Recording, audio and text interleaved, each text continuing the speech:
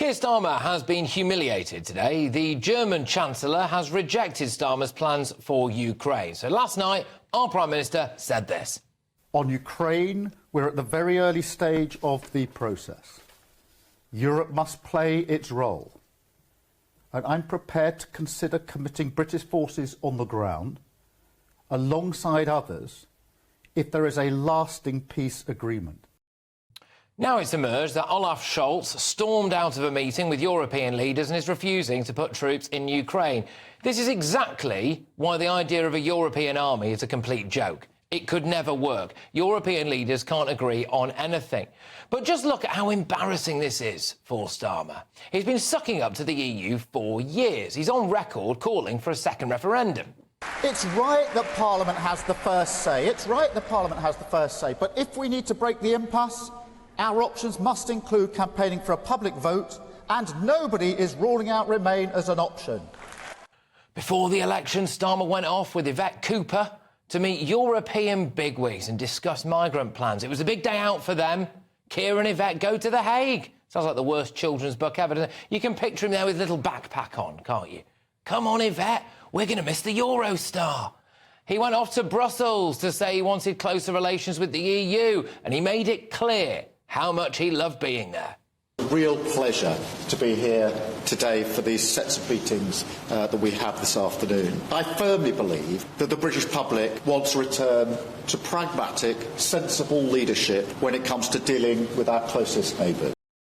He went off to Germany to meet Olaf Scholz and tell him that he's a great mate and Britain wants to be part of his little club again. A new UK-Germany treaty, a once-in-a-generation chance to deliver for working people in Britain and in Germany. A new agreement, a testament to the depth and potential of our relationship. He even had his best mate Olaf round to Chequers 2 weeks ago and sucked up to him again. My friend, you're very, very welcome here at Chequers. I think we've made real progress. The Trinity House Agreement has been signed, and of course we've reached agreement on migration. So thank you for that leadership. Oh, it's so cute, isn't it? He even sent his Attorney General over there on bended knee to the ECHR. Now, I'm proud to say that since taking office, this new United Kingdom government has taken steps to uphold our obligations and the international rules-based system. The new United Kingdom government will never withdraw from the European Convention on Human Rights or refuse to comply with judgments. Right, so here we go. The first big test. Was all that sucking up worth it, Keir? He gets into the room with Olaf. He says, right then, Olaf, the Russians are coming. And let's be honest, they'll be in Berlin before they're in London, won't they? So we think that we should put some troops on the border to show everyone how much we care about each other. What does Olaf do? He sticks two fingers up to him and storms out. There's your great reset, Sir Keir. It's in tatters. Keir Starmer is finding out the hard way that his mates in Europe don't like him. And they don't like us. They don't like Brits. They liked our money. They liked us paying into the European Union. But they don't like us. And no amount of humiliating brown-nosing is going to change that, Prime Minister. Just have a little look at this picture here, all right? What a ridiculous bunch of people that is. Ursula von der Leyen, the head of the EU, when she was German Defence Minister, she made her armed forces train with broom handles because they didn't have enough guns. Donald Tusk is there. His country borders Ukraine. He's refusing to send troops. I mean, this guy is an EU fanatic, by the way. I've been wondering what that special place in hell looks like for those who promoted Brexit without even a sketch of a plan how to carry it safely. Well, you can tell us all about hell when you get there, mate. The Spanish are there. That's nice of them. I take it this meeting started after they'd finished their afternoon nap. Were the Greeks represented, or were they still recovering from when they reached into their own citizens' bank accounts and seized all their money off them to pay off their national debt? There's socialism for you. Mark Rutte is there. He's now the head of NATO. He's had to resign twice as Dutch leader, once over a child welfare scandal, another time because he couldn't put a coalition together, which is ironic, isn't it, given what we're discussing right now. And, of course, there he is, of course, again. Oh, look at him. Look at him. Starmer's dear friend Olaf, the German Chancellor. Well, when Putin rolled into Ukraine and it looked highly likely that he was going to take the entire country, we sent weapons, we sent hardware. Germany sent a few helmets. Yeah, seriously. The idea that we take lectures from Germany on anything is laughable. The Germans get off very lightly, in my opinion. They've done more damage to the world and Europe and any other nation, as far as I can tell. 2 world wars, one of them was literally Hitler. Then Angela Merkel comes in and throws the borders open to any Syrian who wants to come to Europe and the rest of the Middle East. They've now filtered out all over the entire continent. I mean, what genius decided that the best way to atone for their horrific anti-Semitic past was to allow in millions of people from countries that hate the Jews? Ridiculous. They were warned that their addiction to Russian gas would make Europe less safe. Germany will become totally dependent on Russian energy if it does not immediately change course. Here in the Western Hemisphere, we are committed to maintaining our independence from the encroachment of expansionist foreign powers. Oh, you might recognise that guy who was laughing away there, because here he is at the Munich Security Conference just a few days ago. Let me conclude, and this becomes difficult.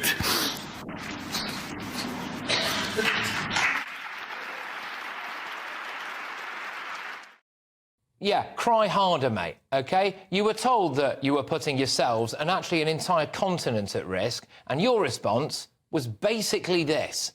We're gonna do it anyway. We're gonna do it anyway. And now here we are.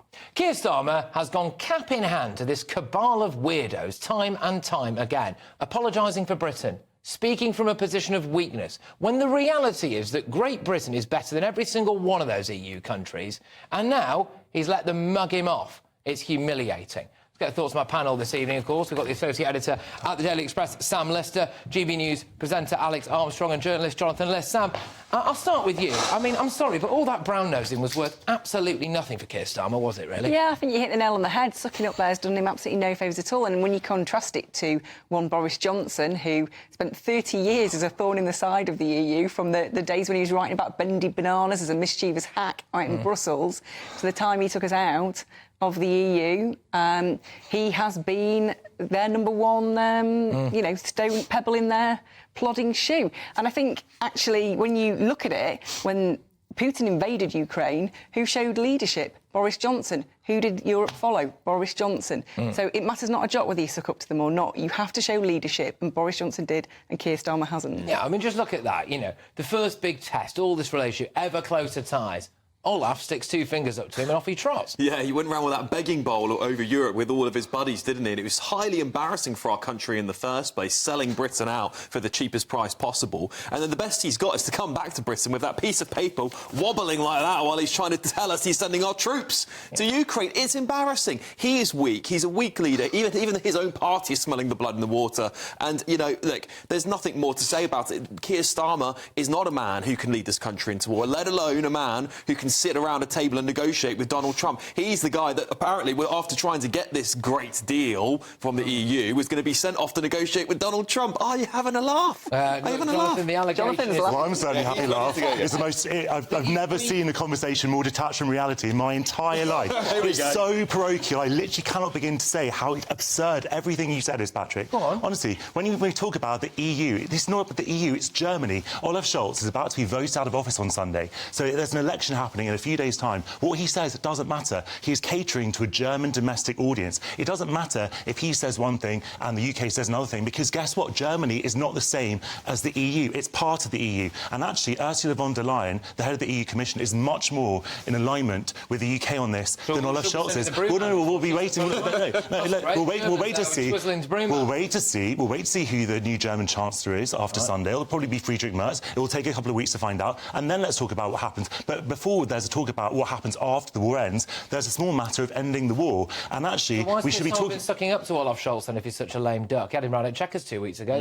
He's a German chancellor. Obviously, he's not going to. He's not going to ignore him. But it doesn't mean that we have to take everything at face value that a German government is saying when they're literally campaigning for their lives for re-election. Germany is at the heart of the European Union. It's the beating heart of it and always has been. That's the thing. So a lot of what Germany says has been proven from Angela Merkel's, 12... How many years was it? 15 years in power? Yeah, no, Scholz has been a completely anonymous chancellor. So we look around that table. I pointed out before, Ursula von der Leyen there, the, old broom handles. Mark Rutte there now. Put that man, a guy with a cat, twice resigning as leader of the Netherlands, I believe. Well, that's naturally. Let's put him in charge of NATO. Yeah. I mean, that makes perfect sense. Yeah, you've got a whole host of them there. The Spanish were there. That was nice of them to turn up, wasn't it? And so why is Keir Starmer even sucking up to this lot? It's ridiculous, isn't it? What it shows is, I mean, Jonathan noticed that Olaf Scholz is about to be booted out, but Keir Starmer obviously didn't. And why would you have him over to Chequers 2 weeks before he's about to be kicked out of office? I think it shows that Keir Starmer is bad at politics. We know this. He cannot do it for toffee. This is the sort of thing that when you go to one of these meetings, you should have all your ducks in a line. You square these things off before you even go. You don't negotiate when you actually get there. That's when you risk people walking out, as we saw with Olaf Scholz. So it shows that Keir Starmer is bad at politics. And also, let's be real about this. The Americans said last week that they weren't going to send troops. So why were we ever entertaining this idea? We're not going to send troops if they're not. This is also the prime example of why a European army can never work, isn't it? They can't agree on anything. I mean, by the time, seriously, if it really did kick off again and Putin decided to rip up whatever peace agreement presumably at some point gets signed, right, and he just storms on through and we've got a European army, by the time they've figured out what to do, we'll all be radioactive ash, won't we? Yeah, well, this is the thing. And you look around that table, I think you pointed out some of those key figures there, like, they're all useless. Most of them. I mean, Ursula von der Leyen was sent to the European Union by without insulting people. Ursula von der Leyen, who you're holding in really high regard by, though, Jonathan, she was sent to the European Commission because Angela Merkel thought she was absolutely chaotically useless. That's what you do when you want to kick somebody upstairs. She's so useless. She was unanimously reappointed as head of the European Commission. The EU, the great institution. That's right, a democratic, great institution, great innovations coming out, plastic paper straws. Patrick, I mean, come on, let's not take those people seriously. Alex, this is beneath you. When you talk about the... No, I'm sorry, and I hold you in very high regards, but this is a very silly line of argument. Now, when you talk about a European army, I studied this. I wrote a report on it a couple of years ago about what a European army might look like, and what you're insinuating is just not how it ever worked. Okay. There is never going to be any situation where troops will be sent to battle anywhere without the consent of the government. So exactly in the same way as NATO. Exactly, so it won't work, so they'll never fight. But in the same way that NATO has worked. Poland wouldn't want to fight, and they border the country. Hungary obviously wouldn't. If no one's ever going to be forced to fight. But here's the other point. Now, Patrick, your great hero, Donald Trump... It's not my great hero. Well, OK, fine. The man that you support has just said that the US is no longer going to be the primary guarantor of security in Europe. Ergo, Europe needs to defend itself. Yeah. And so it doesn't therefore make sense for people like you to then say, well, Europeans can't possibly arrange their own defence because that should be the domain of NATO or the US or whatever.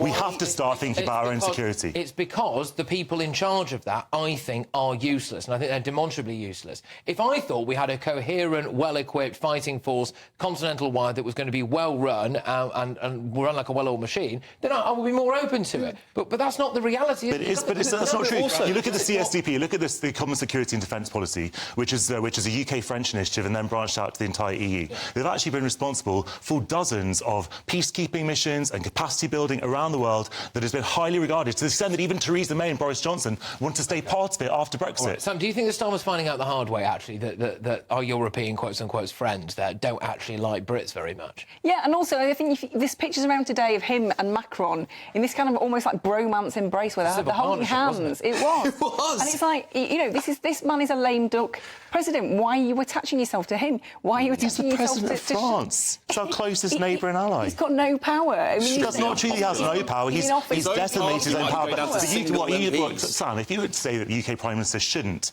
invite the German Chancellor around or shouldn't go and see the French President, I mean, it's a matter of politics, isn't it? And he gets the timing wrong, he gets the process wrong, and he gets the public speech speaking about it, he gets public speech wrong. Oh, all right, OK, well, look, we've got loads more still to come. A lively start, and we'll see how that story develops, because, you know, it's carrying on, isn't it? Something might even be on the front pages.